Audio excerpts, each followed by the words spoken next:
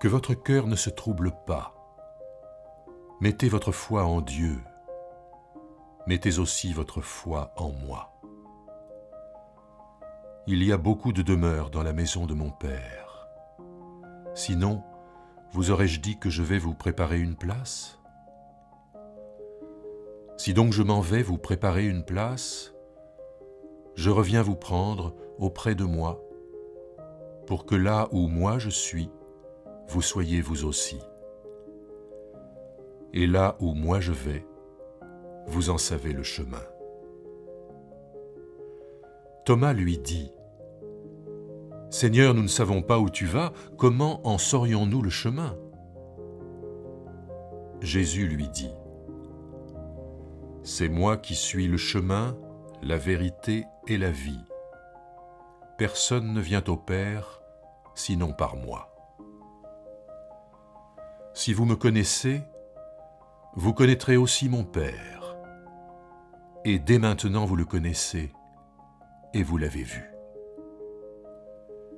Philippe lui dit, « Seigneur, montre-nous le Père et cela nous suffit. » Jésus lui dit, « Il y a si longtemps que je suis avec vous et tu ne me connais pas, Philippe? Celui qui m'a vu a vu le Père. Comment peux-tu dire, toi, montre-nous le Père?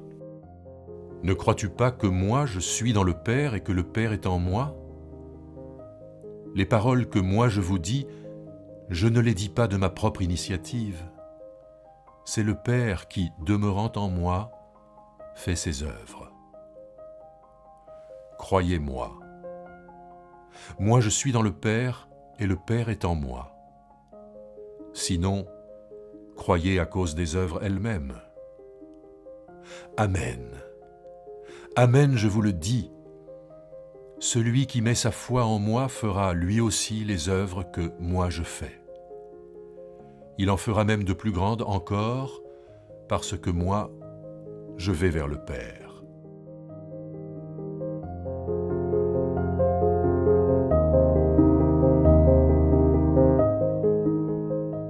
Le premier verset de cette séquence, c'est que votre cœur ne se trouble pas.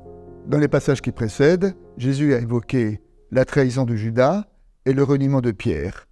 C'est après le dernier repas, l'ambiance est une ambiance grave. Et dans ces circonstances, on conçoit que les disciples peuvent être troublés. Ils sentent que ce qui arrive ne correspond pas à ce qu'ils s'attendaient, à ce qu'ils espéraient. Et donc, ce passage de l'évangile de Jean peut être conçu comme étant une parole de Jésus qui apporte une consolation, qui dit une espérance à ses disciples dans cette période troublée. Jésus dit à ses disciples, « Il y a plusieurs demeures dans la maison de mon Père. » Or, dans le 4e évangile, le verbe « demeurer » évoque la foi. Jésus dit souvent si vous croyez en moi, demeurez en moi, comme moi je demeure dans mon Père. Enfin, il y a la foi exprimée non pas sous le registre de la croyance, mais sous le registre de la demeure.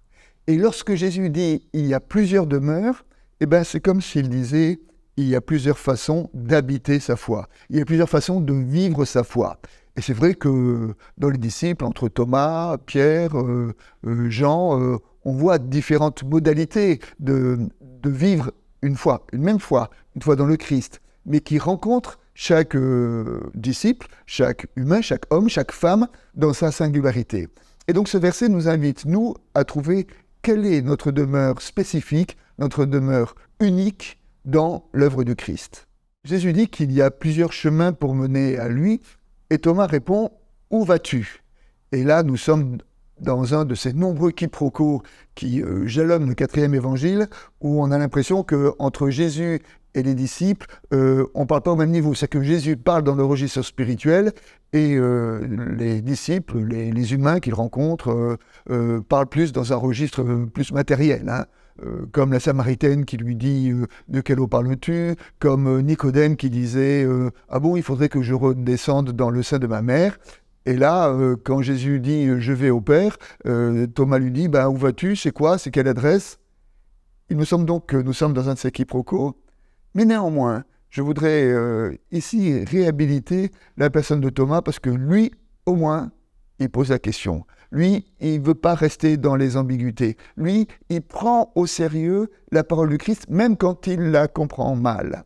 Il me semble que là, il y a une leçon pour nous. La foi. La foi, ce n'est pas de tout savoir. La foi, ce n'est pas d'être dans une connaissance totale de la part de Dieu.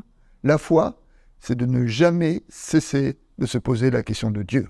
Et en cela, en posant sa question, Thomas fait œuvre de foi.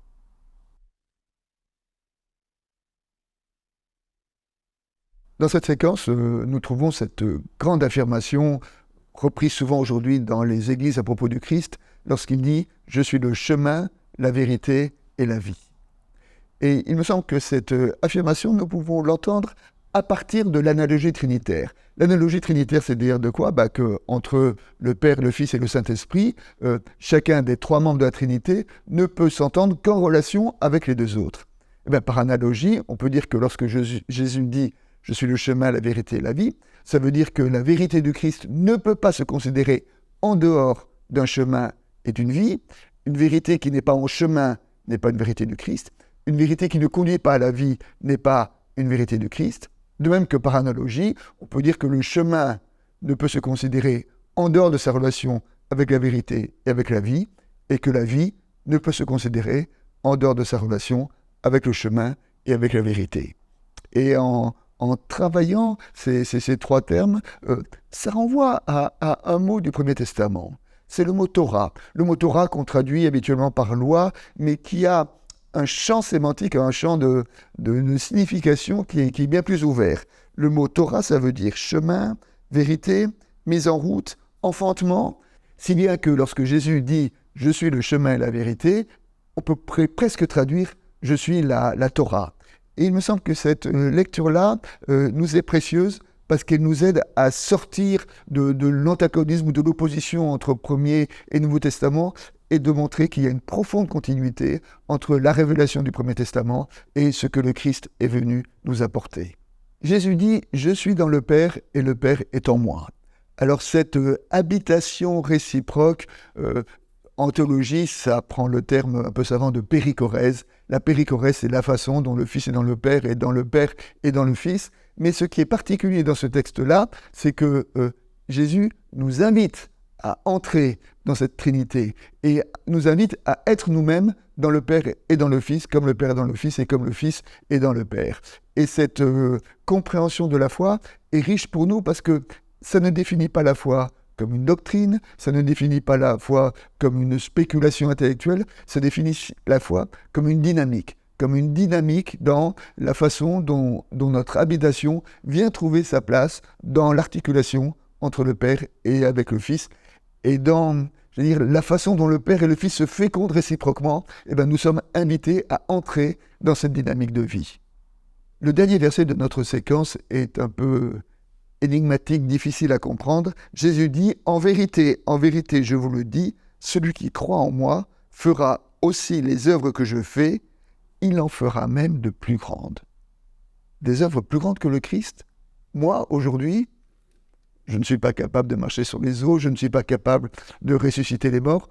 En quoi puis-je faire des œuvres plus grandes que le Christ ?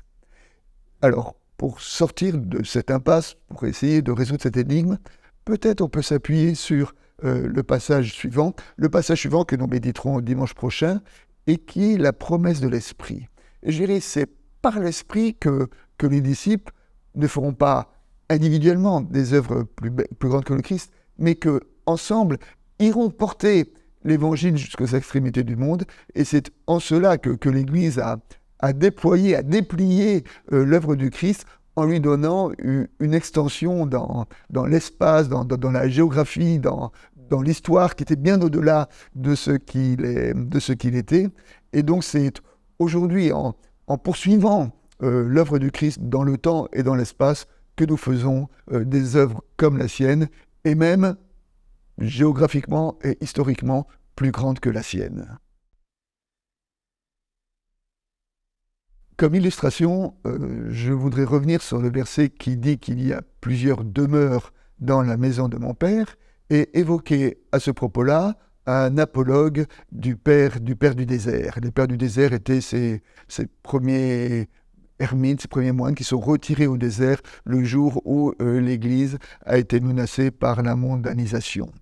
Et un de ces pères du désert, un disciple est venu le voir et lui dit « Abba, que dois-je faire pour hériter la vie éternelle ?» Ce qui est une façon de dire que dois-je faire pour vivre ma foi, pour vivre quelque chose de l'éternité de Dieu. Et le père a répondu « L'Écriture raconte qu'Abraham pratiquait l'hospitalité et que Dieu était avec lui. Que Élie aimait à prier seul et que Dieu était avec lui.